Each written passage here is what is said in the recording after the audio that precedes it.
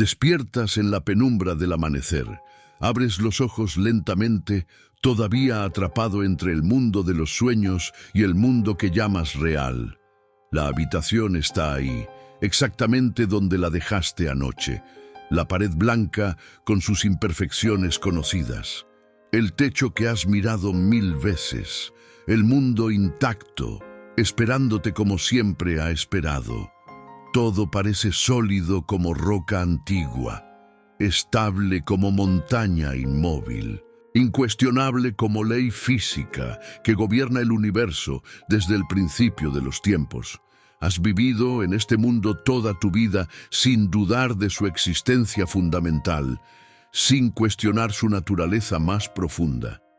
Pero hoy ocurre algo extraño, algo que no puedes explicar completamente. Una grieta invisible se abre en la superficie de lo obvio. No cambia nada en el mundo exterior. Los objetos permanecen en sus lugares. Las leyes físicas siguen operando. La gravedad te mantiene pegado a la cama como siempre lo ha hecho. Lo que cambia es algo mucho más sutil y potencialmente más perturbador. Cambia una pregunta que se forma en el silencio de tu mente, como si hubiera estado esperando toda tu vida el momento apropiado para emerger. Una pregunta que, una vez formulada, ya no puede ser ignorada completamente. ¿Por qué estoy tan seguro de que esto que experimento es real en el sentido que siempre he asumido? No cómo lo sé. Eso es la parte fácil, casi trivial. Lo aprendiste en la infancia, lo repetiste hasta que se volvió automático, lo heredaste de generaciones que nunca cuestionaron esta certeza fundamental. Tus padres te enseñaron a nombrar las cosas, la escuela te entrenó en las categorías correctas, la sociedad reforzó constantemente la versión oficial de lo real. La pregunta es otra, mucho más peligrosa y desestabilizadora. ¿Qué hace exactamente que millones de sensaciones dispersas y caóticas se conviertan mágicamente en una realidad coherente y significativa dentro de tu mente? ¿Qué proceso invisible transforma el flujo continuo de información sensorial en el mundo ordenado que experimentas? Y en el momento preciso en que esa pregunta aparece con toda su fuerza, en el instante en que realmente la sientes, en lugar de simplemente pensarla abstractamente, algo fundamental empieza a resquebrajarse en los cimientos mismos de tu experiencia. Las certezas que parecían absolutas comienzan a revelar su fragilidad oculta. Friedrich Nietzsche no era un escéptico radical que dudara de la existencia de algo ahí afuera, más allá de nuestra percepción subjetiva. No proponía que el mundo exterior fuera completamente ilusorio o que viviéramos en una simulación sin sustancia material. Lo que cuestionaba era algo más profundo y más inquietante que el simple escepticismo filosófico sobre la realidad externa. Cuestionaba fundamentalmente la forma específica en que ese algo que existe independientemente de nosotros se transforma en el mundo ordenado y significativo que experimentamos conscientemente. El proceso mediante el cual la materia bruta se convierte en experiencia humana estructurada. La alquimia misteriosa que transforma sensaciones en significados. Porque la realidad que experimentas momento a momento no llega a tu conciencia en estado crudo y sin procesar. No recibes datos puros directamente del universo. Todo lo que experimentas llega ya filtrado por categorías mentales, ya nombrado por lenguaje cultural, ya ordenado según esquemas que heredaste sin siquiera darte cuenta. Una pared es pared, porque todos en tu comunidad lingüística aprendimos a llamarla así, a reconocerla como unidad discreta separada de otras cosas.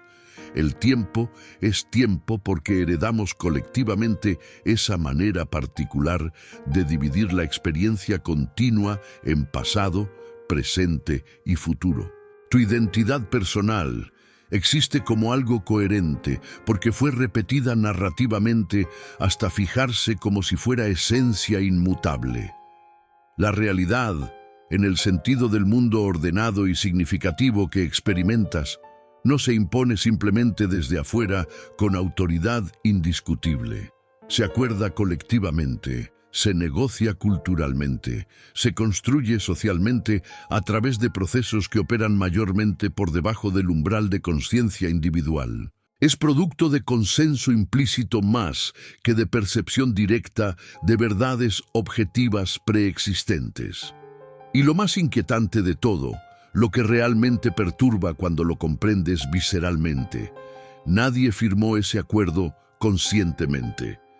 Nadie se sentó a decidir deliberadamente cómo sería la realidad. No hubo asamblea donde se votaron las categorías fundamentales. Simplemente naciste en un mundo ya interpretado, ya ordenado, ya saturado de significados que adoptaste como si fueran naturales. Este reconocimiento no implica que todo sea arbitrario o que no haya restricciones materiales reales. Significa que entre la materia bruta y tu experiencia consciente existe un proceso de construcción cultural tan omnipresente que se vuelve invisible, como el aire que respiras sin notarlo hasta que alguien te pide que prestes atención a tu respiración. La solidez del mundo que experimentas es real en el sentido de que está sostenida por acuerdo colectivo masivo y constante refuerzo cultural. Pero esa solidez es diferente de la solidez de una roca. Es la solidez de una creencia compartida tan profundamente que se confunde con hecho objetivo. Es la firmeza de un sueño colectivo tan convincente que olvidamos que estamos soñando juntos.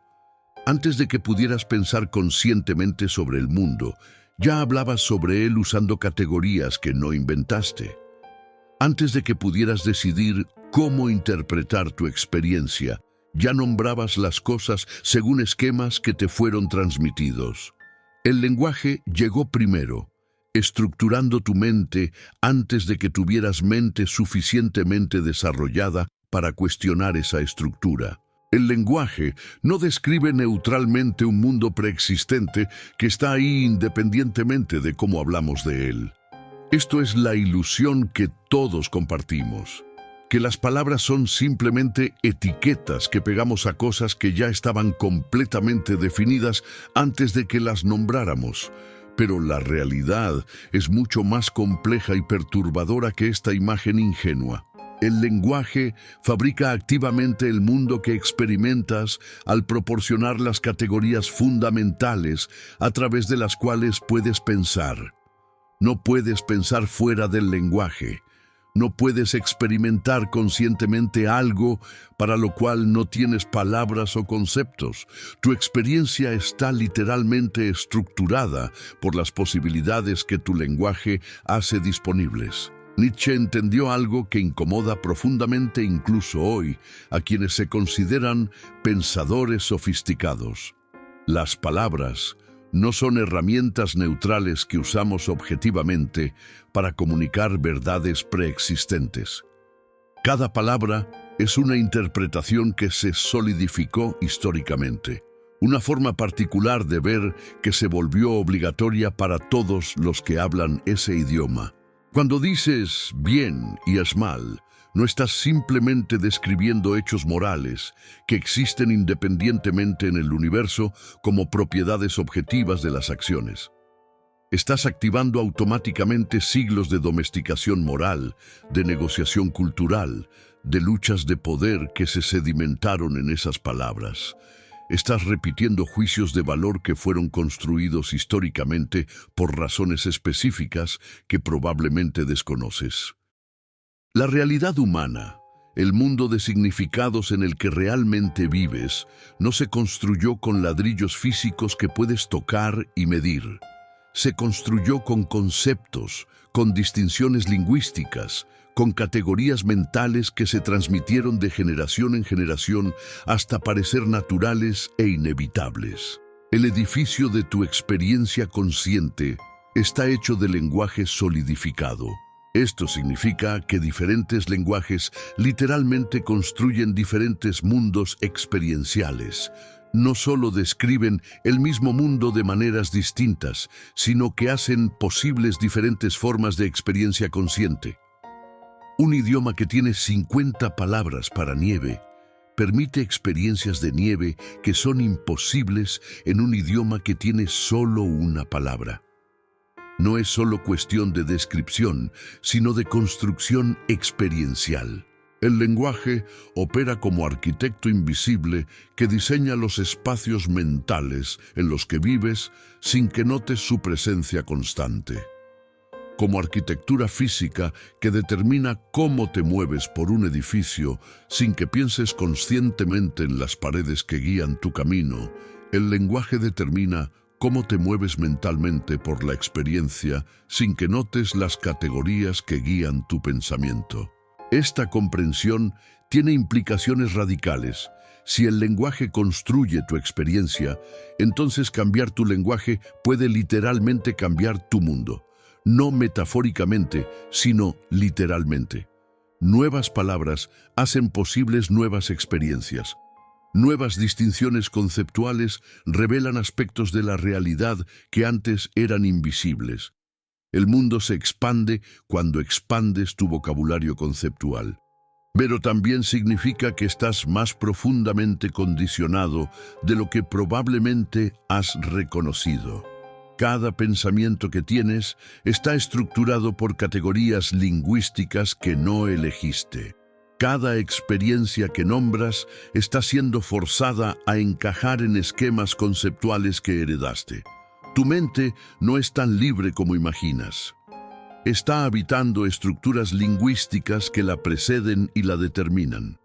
Aquí Nietzsche fue absolutamente brutal en su honestidad, dispuesto a decir verdades que la mayoría prefiere no escuchar. Dijo sin ambigüedad que la moral no es verdad revelada por autoridad divina o descubierta por razón pura investigando la estructura objetiva del universo. Es conveniencia colectiva que se disfrazó exitosamente de verdad absoluta. Es acuerdo social que se olvidó de sí mismo como acuerdo y se transformó en ley natural aparente. Una forma extraordinariamente eficiente de ordenar a muchos individuos potencialmente conflictivos sin necesidad de fuerza constante y vigilancia perpetua. La moral internalizada es el sistema de control más económico jamás inventado, porque convierte a cada persona en su propio vigilante, en su propio juez, en su propio carcelero, que castiga desviaciones incluso cuando nadie está mirando. La sociedad no te controla principalmente con cadenas físicas que puedes ver y potencialmente romper. Te controla mucho más eficientemente con significados compartidos que internalizaste tan profundamente que se volvieron parte de tu identidad. Con categorías de lo aceptable y lo inaceptable que adoptaste como si fueran verdades objetivas en lugar de construcciones históricas contingentes. Lo aceptable en tu cultura particular, lo normal según los estándares que nunca cuestionaste, lo correcto de acuerdo con criterios que se presentan como universales, pero que son profundamente locales y temporales. Todo esto funciona como sistema de control que opera por consenso invisible en lugar de por coerción visible. Y cuando todos en una sociedad creen fundamentalmente en las mismas categorías morales, cuando comparten los mismos juicios básicos sobre bien y mal, cuando internalizan los mismos valores como si fueran evidentes por sí mismos, entonces la ilusión de objetividad se vuelve perfecta e inquebrantable. El control se vuelve invisible precisamente porque es total. Porque en ese punto la moral deja de sentirse como imposición externa que podría ser resistida. Deja de experimentarse como restricción arbitraria impuesta por otros. Empieza a sentirse como realidad objetiva que simplemente describes cuando haces juicios morales. Como si estuvieras reportando hechos sobre el universo en lugar de expresando preferencias culturalmente construidas. Esta transformación de lo construido en lo natural, de lo convencional en lo objetivo, de lo histórico en lo eterno, es quizá el truco más sofisticado que ha logrado la cultura humana. Y funciona precisamente porque es inconsciente. Si supieras constantemente que tus valores morales son construcciones históricas contingentes, perderían gran parte de su poder motivacional sobre tu comportamiento.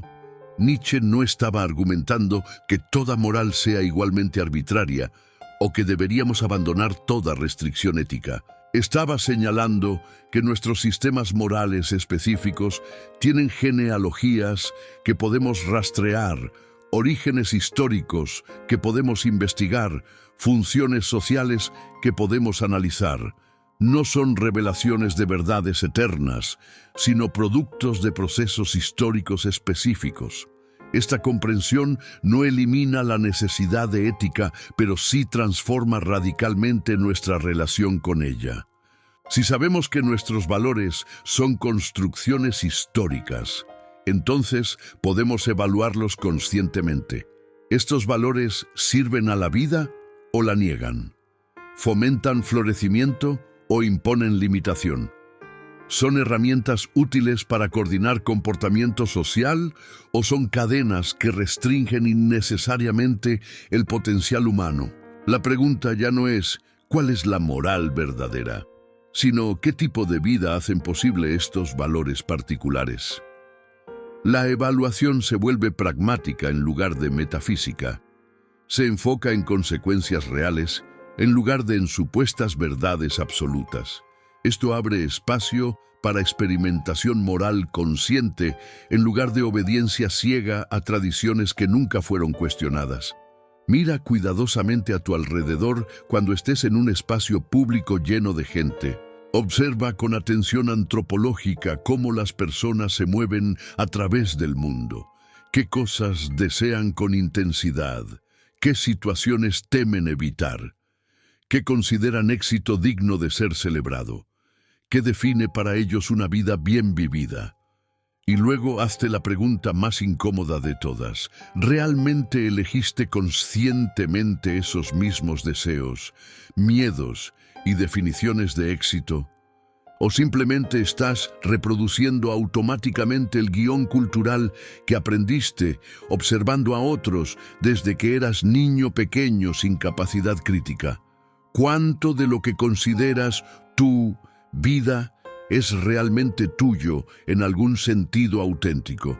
Nietzsche llamó a esto el espíritu del rebaño, la mentalidad gregaria que domina la mayoría de la existencia humana.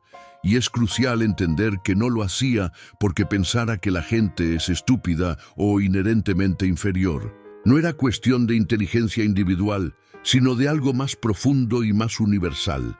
Es simplemente más cómodo, más seguro, más psicológicamente manejable compartir una realidad preempaquetada con otros, que enfrentarse a la intemperie existencial aterradora de tener que crear una propia desde cero sin garantías ni validación externa. Habitar una realidad consensual proporciona confort psicológico masivo. Te dice que no estás solo, que otros ven el mundo como tú lo ves, que tus experiencias son normales y válidas porque son compartidas. La presión hacia conformidad no viene principalmente de autoridades externas que imponen obediencia mediante amenazas. Viene de tu propia necesidad psicológica de pertenecer, de ser reconocido, de sentirte normal dentro de tu comunidad. Esta necesidad es tan profunda y tan potente que la mayoría nunca la cuestiona. Simplemente se conforman sin siquiera notarlo como proceso activo.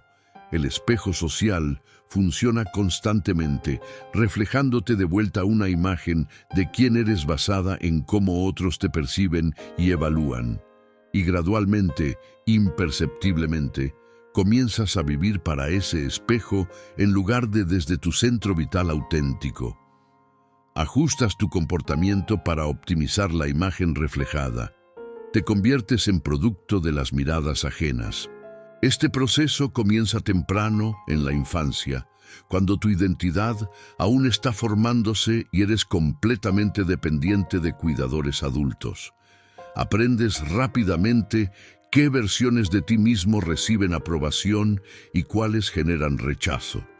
Y como necesitas desesperadamente esa aprobación para sobrevivir psicológicamente, te moldeas para encajar. Te conviertes en lo que otros quieren que seas. Para cuando eres adulto con supuesta autonomía, estos patrones están tan profundamente internalizados que ya no los experimentas como imposición externa. Se sienten como tu naturaleza auténtica. El personaje que construiste para obtener aprobación se ha fusionado con tu sentido de identidad hasta el punto donde ya no puedes distinguir entre máscara y rostro, entre rol social y ser auténtico. Nietzsche vio que la mayoría de las personas nunca se recuperan de esta confusión fundamental. Viven vidas enteras sin cuestionar si los deseos que persiguen son realmente suyos o simplemente los que su cultura les enseñó a tener. Sin preguntarse si los miedos que los paralizan son respuestas auténticas a peligros reales o programación cultural que internalizaron acríticamente. La multitud ofrece seguridad psicológica a cambio de individualidad auténtica. Proporciona identidad prefabricada a cambio de la labor difícil de crear la tuya propia. Da significado compartido a cambio de la angustia de tener que generar significado desde tu experiencia única.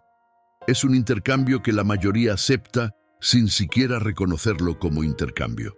Aquí llegamos a la parte que casi nadie quiere realmente escuchar cuando hablan sobre despertar o ver la verdad. La parte que las narrativas populares de iluminación convenientemente omiten porque no es inspiradora ni reconfortante. La verdad incómoda sobre lo que realmente sucede cuando empiezas a ver la realidad como construcción colectiva en lugar de como hecho objetivo dado.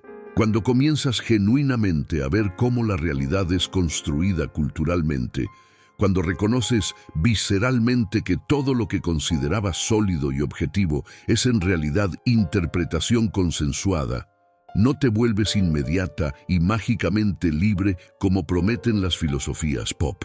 Eso es fantasía reconfortante que vende libros, pero no corresponde a la experiencia real del despertar filosófico. Primero te vuelves profundamente extraño para ti mismo y para otros. Te conviertes en alguien que ya no encaja completamente en ningún lado porque has visto detrás del telón de la realidad consensual. Como haber visto el funcionamiento interno de un truco de magia. Ya no puedes disfrutar la ilusión con la inocencia de antes. Nada en tu experiencia encaja del todo cómodamente. Las certezas que organizaban tu vida cotidiana se vuelven frágiles y cuestionables. Las opiniones que antes sostenías con convicción pierden su peso y urgencia cuando reconoces que son construcciones culturales en lugar de verdades objetivas. Los valores que guiaban tus decisiones revelan su naturaleza contingente. Nietzsche sabía por experiencia personal traumática que este despertar filosófico tenía un costo psicológico devastador que pocos están dispuestos a pagar voluntariamente. Por eso dijo repetidamente, con seriedad, que sus lectores superficiales malinterpretan como elitismo, que no todos están hechos para este tipo de verdad.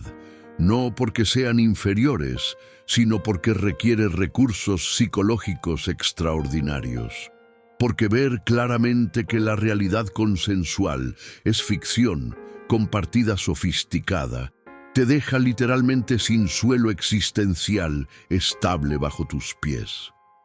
Te arroja a un vértigo ontológico, donde nada es exactamente lo que parece ser, donde cada certeza revela su carácter construido, donde la solidez del mundo se disuelve en interpretación fluida. Este no es estado de iluminación beatífica, es crisis existencial profunda que debe ser navegada cuidadosamente para no resultar en colapso psicológico completo. Es como descubrir súbitamente que el edificio en el que has vivido toda tu vida no tiene cimientos reales, sino que flota en el aire sostenido solamente por creencia colectiva en su solidez. Nietzsche mismo pagó este precio con su cordura eventual. Su capacidad de ver a través de ilusiones culturales que sostenían a otros, eventualmente lo dejó tan alienado de la realidad consensual que ya no podía funcionar dentro de ella. Su genio filosófico se convirtió en su maldición psicológica. El camino desde este punto no es regreso a la inocencia perdida. No puedes desaprender lo que has visto. No puedes olvidar voluntariamente que la realidad es construcción. Una vez que esa comprensión se asienta visceralmente, transforma permanentemente tu relación con todo. La única dirección posible es hacia adelante, hacia aprender a crear conscientemente en lugar de consumir pasivamente realidades preconstruidas.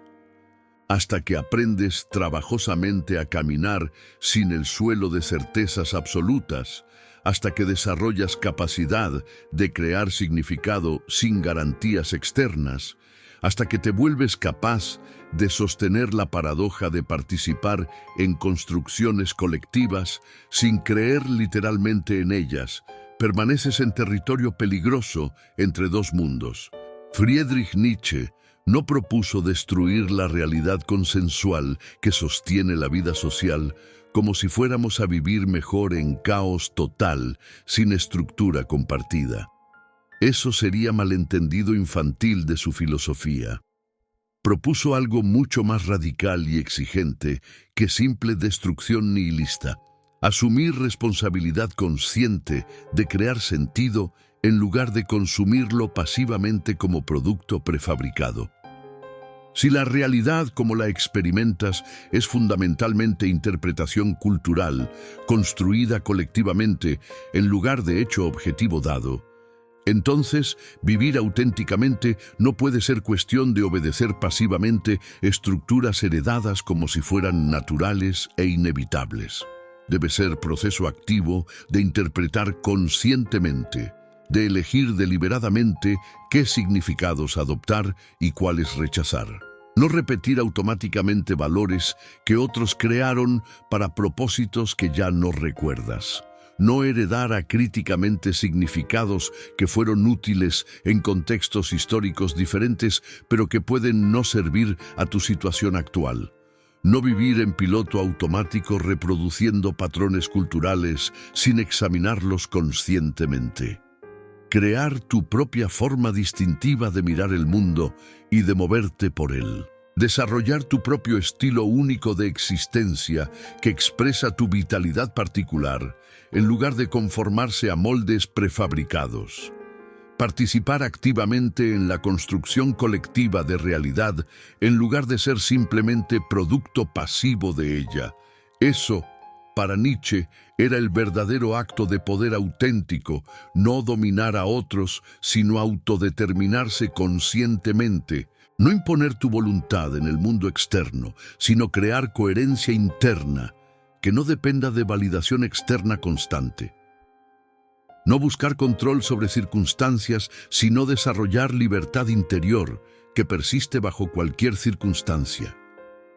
Y ahora la pregunta vuelve inevitablemente a ti después de este recorrido por territorios filosóficos desestabilizadores. Si la realidad consensual es acuerdo colectivo masivo, en lugar de verdad objetiva revelada, si el mundo ordenado que experimentas fue construido culturalmente antes de que llegaras a él, entonces tienes elección fundamental sobre cómo relacionarte con esa construcción. ¿Vas a seguir habitándolo pasivamente, sin cuestionarlo, aceptando sus categorías como naturales, reproduciendo sus valores como si fueran objetivos, conformándote a sus expectativas como si fueran inevitables? ¿O te atreverás a participar conscientemente en su creación, cuestionando lo que parece obvio, creando nuevos significados donde los viejos ya no sirven, experimentando con formas alternativas de ordenar experiencia, porque quizá, como sugería Nietzsche, con implicaciones que todavía estamos digiriendo, no estás realmente atrapado en la realidad objetiva inmutable. Quizá estás atrapado en una interpretación particular de realidad que heredaste sin examinación crítica, que adoptaste por conformidad social, que nunca revisaste conscientemente para evaluar si realmente sirve a tu florecimiento. Y simplemente ver esto, reconocer visceralmente el carácter construido de lo que parecía natural, ya cambia fundamentalmente todo sobre cómo puedes relacionarte con tu experiencia. Ya abre posibilidades que antes eran literalmente impensables, porque las categorías mentales disponibles no las hacían accesibles. Si estas reflexiones sobre la naturaleza construida de la realidad han perturbado tus certezas cómodas, de maneras que no puedes simplemente ignorar, suscríbete al canal y activa las notificaciones. En Sueño Vivo, continuamos explorando los territorios donde filosofía radical cuestiona las bases mismas de lo que damos por sentado, reconociendo que a veces la única manera de vivir auténticamente es primero ver claramente cómo hemos estado viviendo inauténticamente sin notarlo.